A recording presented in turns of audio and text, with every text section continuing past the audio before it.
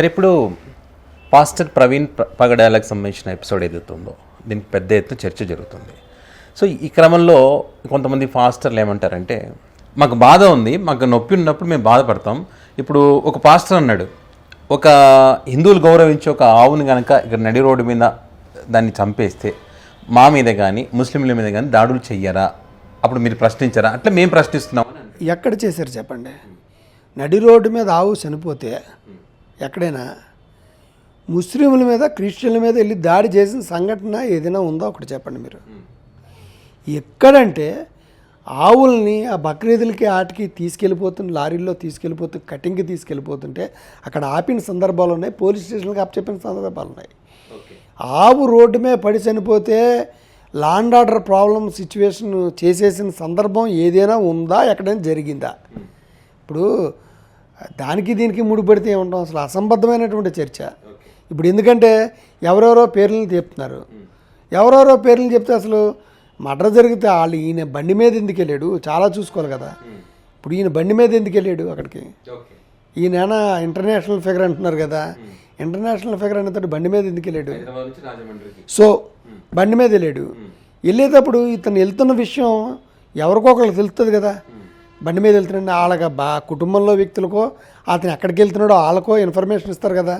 రేపు పొద్దున్న వాళ్ళకి తెలుస్తుంది కదా ఇతను ఎక్కడికి వెళ్తున్నాడు అన్నది. హిందూ సంఘాలకు కానీ ముస్లిం సంఘాలకు కానీ వాళ్ళకి తెలుసా ఇతను అలాగే వెళ్తున్నాడని?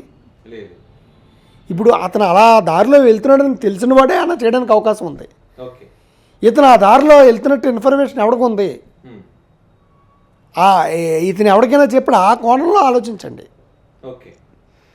ఇప్పుడు ఇతని ఇన్ఫర్మేషను అక్కడ చర్చి సంఘాలకు కానీ లేకపోతే వాళ్ళ కుటుంబంలో వ్యక్తులకు కానీ వాళ్ళ మిత్రులకు కానీ పంచుకుంటాడు. అంతేగాని నేను ఈ రూట్లో వెళ్తున్నానని చెప్పి ఓపెన్గా ఫేస్బుక్లో నాటిలో పెట్టుకున్నాడా? లేదు. అవి తెలిసినోడు చేయొచ్చు. ఇతను ఏ రూట్లో ఎక్కడికి వెళ్తున్నాడు ఎవరికి తెలుసు, అందులో రాత్రి 10 గంటలకి.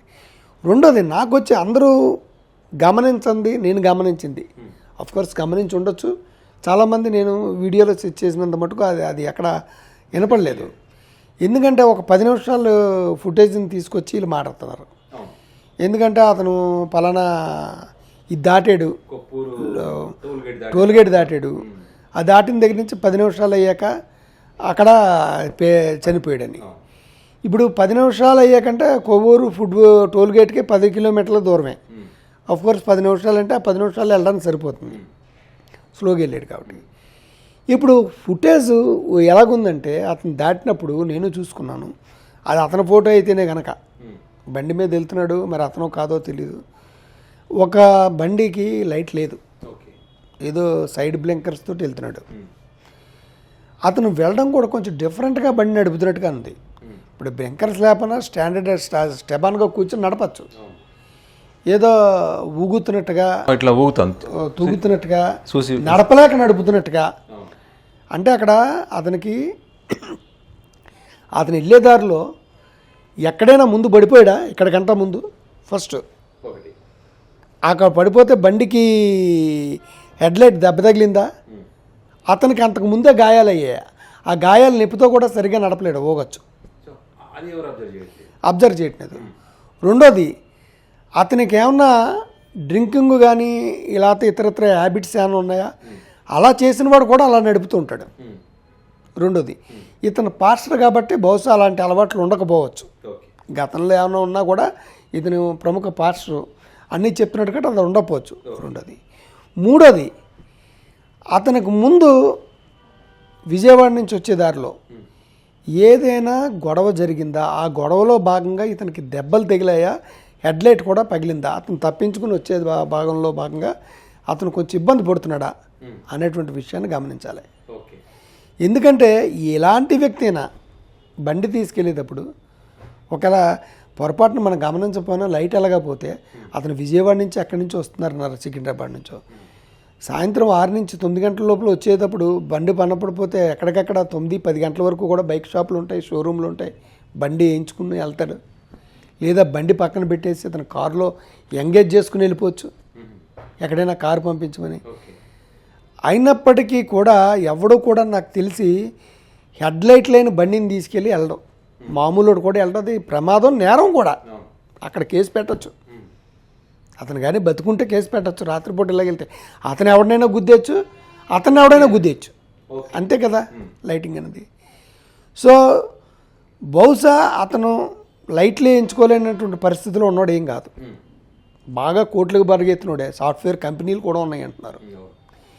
సో ఇలాంటి పరిస్థితుల్లో అతను వచ్చే దారిలో లైటు మన చూసిన ఫుటేజ్లో లైట్ కనపడలేదంటే అంతకుముందు అతని బండి పడిపోయినా ఉండాలి, అతనికి ఎవరితోనో గొడవ జరిగి పెనుగులాటలో భాగంగా అతను తప్పించుకుపోయి వచ్చేనే ఉండాలి. ఎందుకంటే అలా రావడానికి అవకాశం ఉంది, ఎందుకంటే హెడ్లైట్ ఒకటి పగిలిపోయింది, దాంతోపాటు ఇతను బండి నడిపే విధానం కూడా కొంచెం డిఫరెంట్గా ఉంది. అంటే గాయాలతోటి నెప్పతోటి ఉండేవాడు చేసినట్టుగా, లేకపోతే అంతకు ముందే అతనికి ముఖం మీద గాయం అయింది, అది కనపడదు కదా హెల్మెట్ వల్ల, అది తట్టుకోలేక ఇతనైనా పడిపోయాడా కిందన. ఇప్పుడు పెదాల మీద వాటి మీద గాయాలన్నాడు, బండి పడిపోయినప్పుడు అతని ఛాతీ మీద ఏదో కాలుముద్ర అన్నాడు. ఇంతకు ముందే గొడవ జరిగినప్పుడు అతను పడిపోయి కొట్టినప్పుడు అతని ఛాతీ మీద చెయ్యేసి ముఖాన్ని కొట్టినప్పుడు అతను హెల్మెట్ పెట్టుకుని పట్టించుకుని వచ్చేయచ్చు కదా, అప్పటికే గాయాలు అయ్యి ఉండొచ్చు కదా, జరగచ్చు కదా. అది తట్టుకోలేక ఇతను ఒక స్టేజ్లో పడిపోయి ఉండొచ్చు కదా. దీన్ని చూసుకోవాలి. ఇక్కడ ఫుటేజ్ జరిగినంత మటుకు 11 నిమిషాలు చూస్తున్నాం, ఆ 11 నిమిషాల ప్రకారం అలా చూసుకుంటే యాక్సిడెంటే. ఎందుకంటే అతను టోల్గేట్ దాటిన 10వ నిమిషం తర్వాత అతను పడిపోయి ఉన్నాడు, అక్కడి నుంచి 10 కిలోమీటర్లు, ఆ 10 కిలోమీటర్లు అక్కడి నుంచి బండి మీద వెళ్ళడానికే సరిపోతుంది. అంటే మధ్యలో కానీ ఎవరైనా ఆపి గొడవలు గట్టా చేసి ఉంటే 10 నిమిషాలు చాలదు, ఇంకే టైం పెరిగేది. టోల్గేట్ దాటాక అతను పడిపోయిన సమయానికి ఒక అరగంట 30 గంట ఉందనుకో, 10 నిమిషాలు 10 కిలోమీటర్ల దానికి అరగంట గంట చేస్తాడా ప్రయాణం, ఈ మధ్యలో ఏదైనా పెనుగులాట జరిగిందేమో అనుకోవచ్చు. అతను కరెక్ట్ టైంకి వెళ్ళాడు, 10 నిమిషాల్లోనే వెళ్ళాడు, లైట్ లేకుండా 10 కిలోమీటర్లు 10 నిమిషాల్లో వెళ్ళాడు, అక్కడ జరగలేదు. అంతకుముందు జరిగిన దాన్ని ఒక పరిగణలో తీసుకుంటే ఆ గొడవ జరిగిందా, ఎవరైనా కొట్టారా, లేకపోతే ఇతను పడిపోయాడా, దెబ్బలైనా తగిలాయా అన్న విషయాన్ని అక్కడ చూసుకోవచ్చు. నా నాలెడ్జ్ ప్రకారం అయితే ఈ 10 నిమిషాల ఫుటేజ్ ప్రకారం యాక్సిడెంట్గానే ఉంది. ఆ 10 నిమిషాల దాని ప్రకారం ఆలోచించాలి క్రైస్తవ సంఘాలైనా, పోలీసులైనా, మిగతా వాళ్ళైనా. అంతకుముందు విజయవాడ నుంచి వచ్చేటువంటి ఫుటేజ్లు గట్రా తీస్తే అక్కడ అతనికి ఏమైందనే తెలుస్తుంది. అంతే తప్ప స్పెక్యులేషన్స్ని వ్యాపింపజేయద్దు. నేను అందరినీ కోరుకునేది ఏంటంటే పోలీసులు సీరియస్గా తీసుకుంటున్నారు, ఇందులో ఎవరికి పాత్ర ఎవరికి ఉండదని నేను అనుకుంటున్నాను. ఎందుకంటే అతను అలా ఆ దారిలో వెళ్తున్నాడని తెలిసిన వ్యక్తులకే అతను అటాక్ చేసే అవకాశం ఉంది, ఒకవేళ అలా అనుకున్నా కూడా, లేకపోతే ఎవరూ అటాక్ చేసే అవకాశం లేదు. ఇప్పుడు సమాజంలో లేనిపోయిన ఉద్రిక్తులు తీసుకొచ్చే విధంగా వాళ్ళ పేర్ల మీద వీళ్ళ పేర్ల మీద తీసుకొచ్చి మీరు మత విద్వేషాలకు కానీ గొడవలకు కానీ కారణం కావద్దు అని నేను అనుకున్నాను.